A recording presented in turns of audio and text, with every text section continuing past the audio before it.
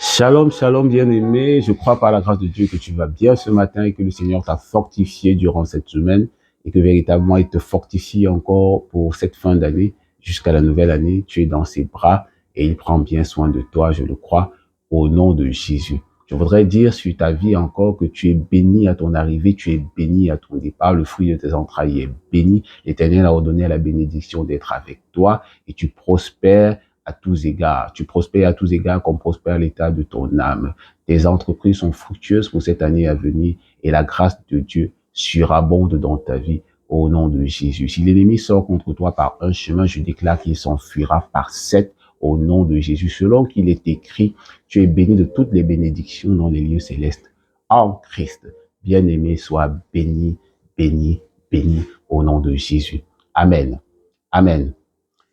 Nous rendons grâce à Dieu de ce qu'il nous donne de comprendre ces choses à propos de la communion avec la personne du Saint-Esprit. La semaine dernière, nous avons parlé encore de communion avec le Saint-Esprit et nous nous sommes dit que c'est l'élément que nous voulons le plus protéger. Nous devons chérir notre communion, nous devons la prendre au sérieux, notre communion avec la personne du Saint-Esprit.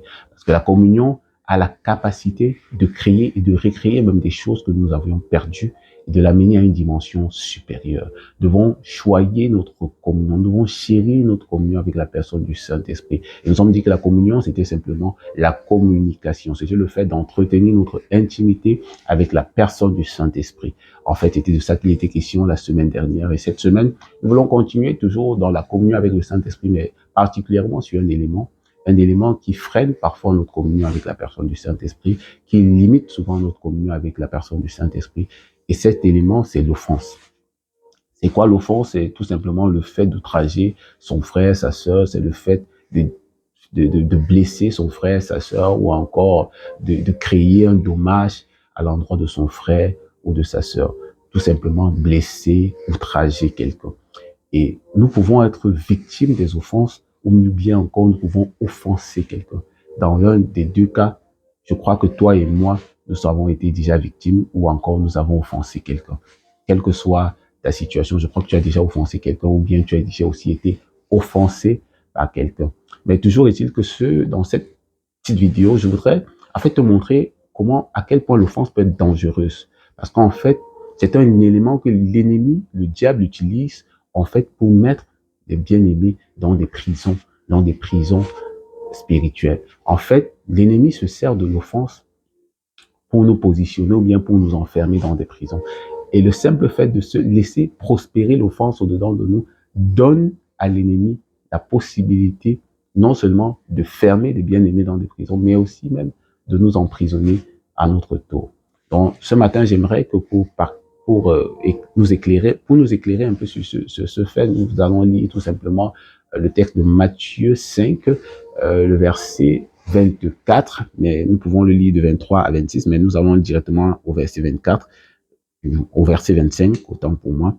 Accorde-toi promptement avec ton adversaire pendant que tu es en chemin avec lui, de peur qu'il ne te livre au juge, que le juge ne te livre à l'officier de justice et que tu ne sois mis en prison.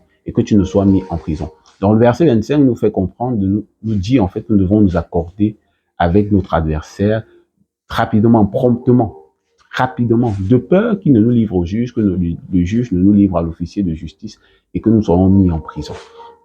En fait, ce texte est tiré du Sermon sur la montagne. Et le Sermon sur la montagne, j'aime à le dire, c'est Jésus qui parle aux hommes des réalités spirituelles du royaume de Dieu, mais particulièrement des réalités spirituelles. Et tout ce qu'il dit dans le Sermon sur la montagne est tellement profond, à une dimension spirituelle qu'il est important de percevoir pour pouvoir éviter des pièges du diable. Et comme je le disais, l'offense, l'ennemi se sert de l'offense, l'accusateur des frères se sert de l'offense. Parce que lorsque tu es offensé, lorsque tu es blessé au-dedans de toi, en fait, tu ouvres comme une fenêtre, une porte à l'ennemi, à l'accusateur pour venir en fait faire prospérer en fait le mal. C'est-à-dire, alors que tu as été blessé, alors que tu as été offensé, la plupart du temps, l'ennemi viendra te suggérer des choses. En fait, ce frère, cette sœur qui t'a offensé, elle est mauvaise. J'ai toujours dit, c'est quelqu'un de dangereux. Tu dois faire attention. Vraiment, mets des barrières. En fait, l'ennemi va te suggérer des choses. Il va te proposer des choses. Vraiment, Giscard est mauvais. Giscard est méchant. Charlotte, elle est dangereuse. Charlotte, elle est mauvaise, elle est méchante. En fait, l'ennemi viendra faire prospérer, en fait, l'offense au-dedans de toi.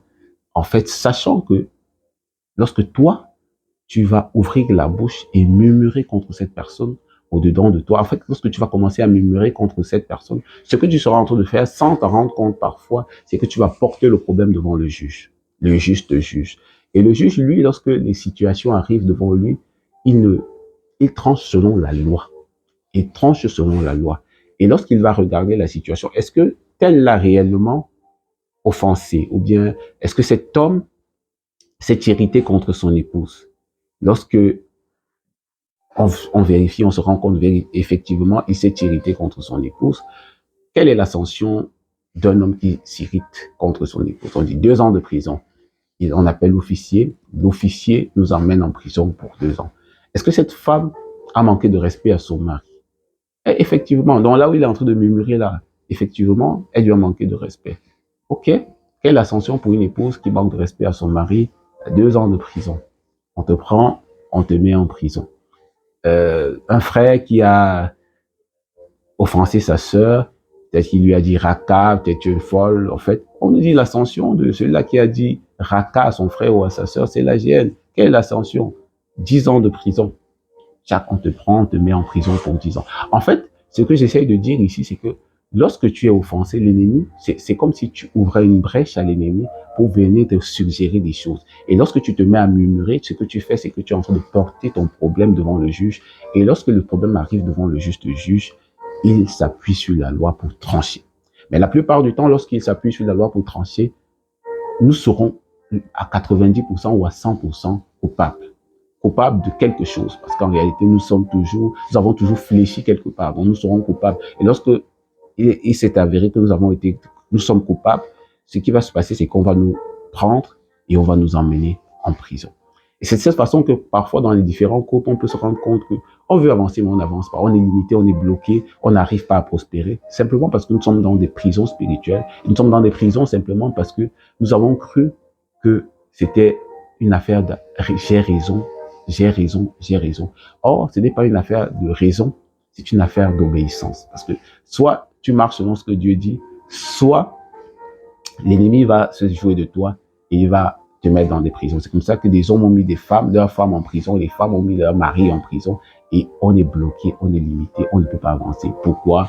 Parce que nous sommes dans des prisons. Faites et faisons attention à l'offense. Parce que c'est une arme entre les mains de l'ennemi qu'il utilise pour nous ralentir, pour nous freiner, pour nous empêcher de prospérer. Et pour l'année qui arrive, je te conseille, mon frère, ma sœur, de laisser toutes choses et de rétablir tes relations.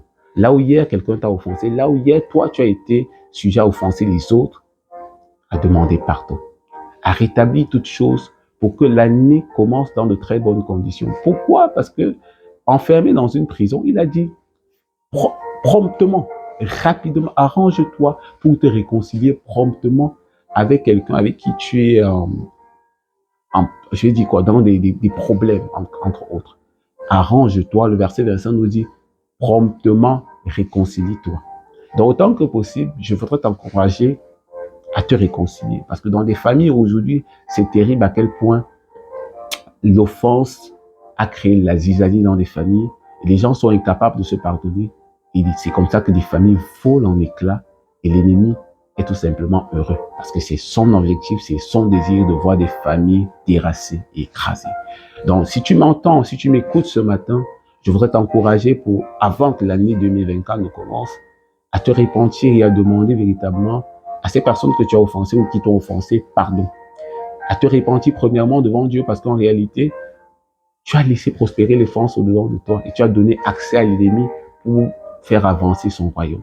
Je demande pardon, Père, parce que j'ai laissé l'offense prospérer au-dedans de moi. Parce que j'ai laissé l'offense prospérer au-dedans de moi, je te demande pardon. Parce que j'ai offensé quelqu'un, je te demande pardon. Et je voudrais véritablement marcher dans une connexion, une communion profonde avec toi. Écoute ce qu'il dit au verset 26. On va terminer avec ça. Il dit, je te le dis en vérité, tu ne sortiras pas de là que tu n'aies payé le dernier cadran. Si tu entres déjà en prison, il serait très difficile pour toi d'en sortir. Mais gloire soit rendue à notre Seigneur Jésus-Christ qui a tout payé pour nous. Il n'y a plus de condamnation pour ceux qui sont en Jésus, à condition aussi que tu saches revenir à ses pieds, te repentir, t'abaisser pour reconnaître tes manquements, pour reconnaître tes fautes. Il n'y a plus de condamnation pour ceux qui sont en Jésus. Désormais, le sang parle pour nous et le sang a payé pour nous. En fait, du moins, Jésus a payé pour nous par son sang et désormais les portes des prisons sont ouvertes et nous pouvons sortir. Mais pour sortir, je dois reconnaître mon erreur, je dois reconnaître ma faute et je dois appliquer ce que Jésus dit. Et il a dit, promptement réconcilie-toi. Promptement réconcilie-toi. Avant la fin de cette année, bien-aimé, promptement réconcilie-toi. Va vers ton frère que tu as offensé, va vers ta sœur que tu as offensé et réconcilie-toi. Sur ce, je voudrais simplement t'encourager à mettre cette parole en pratique pour cette semaine et à laisser le Seigneur t'emmener à une autre dimension pour l'année à venir. Sur ce, sois béni, sois abondamment béni, bien-aimé, au nom puissant de Jésus-Christ. Ciao, ciao. Bye, bye.